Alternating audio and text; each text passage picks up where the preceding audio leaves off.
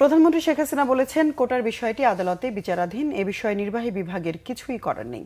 রবিবার বিকেলে গণভবনে সাম্প্রতিক চীন সফর নিয়ে আয়োজিত সংবাদ সম্মেলনে এক প্রশ্নের জবাবে তিনি একথা বলেন। তিস্তা প্রকল্পের কাজ ভারতের পাওয়া উচিত বলেও মনে করেন সরকার প্রধান। প্রধানমন্ত্রী বলেন, একবার এ ধরনের আন্দোলন হয়েছিল, সে সময় কোটা বাদ দিয়েছিল সরকার, কিন্তু দেখা গেল গত বিসিএস পরীক্ষায় পররাষ্ট্র ক্যাডারে 2 জন আর পুলিশে মাত্র 4 জন নারী সুযোগ পেয়েছেন।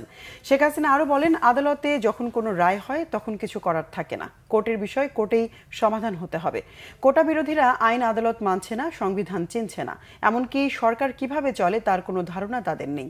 তবে আন্দোলনের নামে ধ্বংসাত্মক কিছু করলে, পুলিশের উপর আক্রমণ করলে আইন আপন গতিতে চলবে বলেও হুঁশিয়ারি দেন তিনি।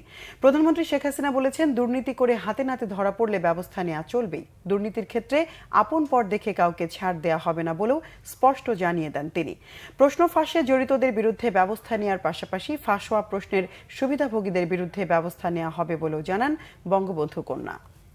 আদালতে যখন চলে গেছে, তার যখন রায় হয়েছে, তো সেই রায়ের বিরুদ্ধে এখন এই মুহূর্তে আমার তো দাঁড়ানোর কোনো অধিকার নাই। এটা তো আমার সংবিধানও বলে না, আমার পার্লামেন্টও বলে না, কার্যপ্রণালী বিধিও বলে না, কিছুই না।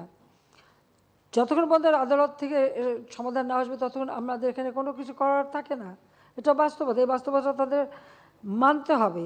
আর যদি না মানে কিছু করার নাই, আর রাজপথে আন্দোলন করে আন্দোলন করতেই থাকবে, তবে কোনো ধ্বংসাত্মক কাজ করতে পারবে না।